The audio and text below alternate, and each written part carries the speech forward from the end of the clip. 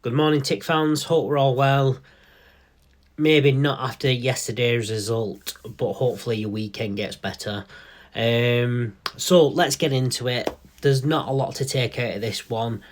A 3-0 loss away at Reading, and the boys just didn't seem to get going at all. If you watched the game, saw the highlights, Wigan just dreadful really, kind of like the Plymouth game. As I said, Gary, in his after-match interview, basically relentless and saying how we weren't good enough, which we thought maybe we've been picking up some points against the top half of the table lately. There may have been something here, but it wasn't meant to be. Team sheet was very similar. We saw Cal Wright come back and Batoni started up front with Taylor. Vickers was on the bench, so I maybe would have put Vickers in. He seemed to do quite well against Bradford, so maybe we should have given him another go.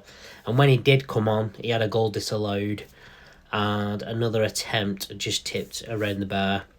3 goals to Reading. 2 of them, one was an own goal from Aimson, and the other one seemed to come off Aimson as well. Just weren't clearing properly.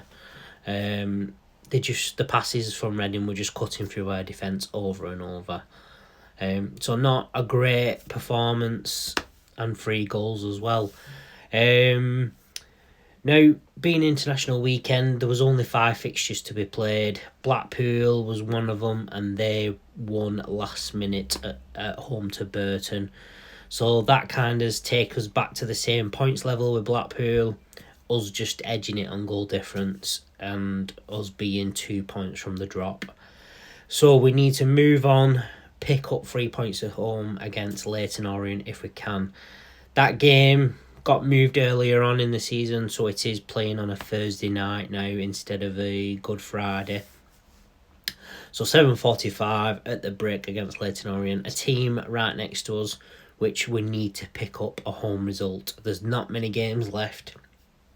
We need to make sure these home games are being counted for. Just next bit, we're going to talk about players leaving. Hope you all can see the list at side of me. So it's been discussed quite a few times about players who are out of contract, and is it a blessing in disguise really?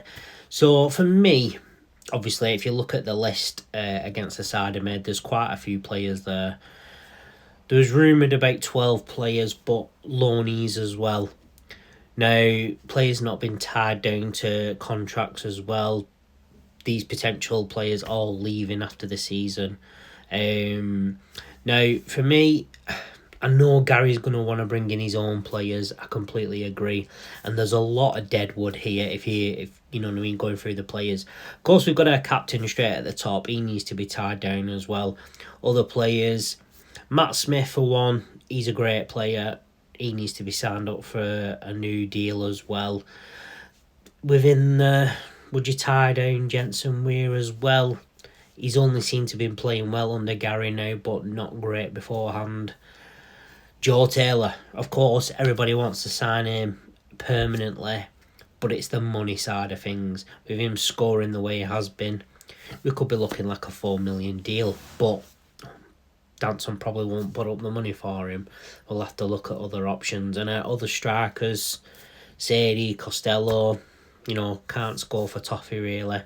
And the rest, for me, it's looking like Carl Mack will probably move on to a coaching role. Isaac Mabea. Now, I thought that this transfer had been moved out the loan and cancelled after his injury, only playing 1 game for us. But checked with Liverpool, and he's still on the books for being listed as a Wigan loanee, which is strange, really. Batoni as well needs to be tied down as one of our future stars. As I said, a lot of players there who, just not good enough, really. Jack Hunt was probably a panic loan or free transfer. I don't think Francois is going to play really enough. Raphael go back to his parent club. Same with Owen Moxon. Sessegnon, back and forward in the times he's played this year. He's had 2 red cards. Aimson, even though he has put his body on the line countless times, how many mistakes are we seeing from him? Especially 2 from yesterday. So yeah, there's a long list there.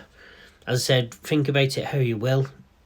All these players are the ones who are thinking about not being tied down to contracts. It's a blessing in disguise, really, not maybe panicking what everybody else is thinking. But yeah, feel free to comment if you want.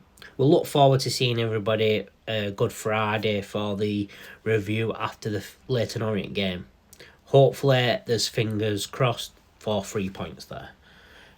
Up the ticks, come on.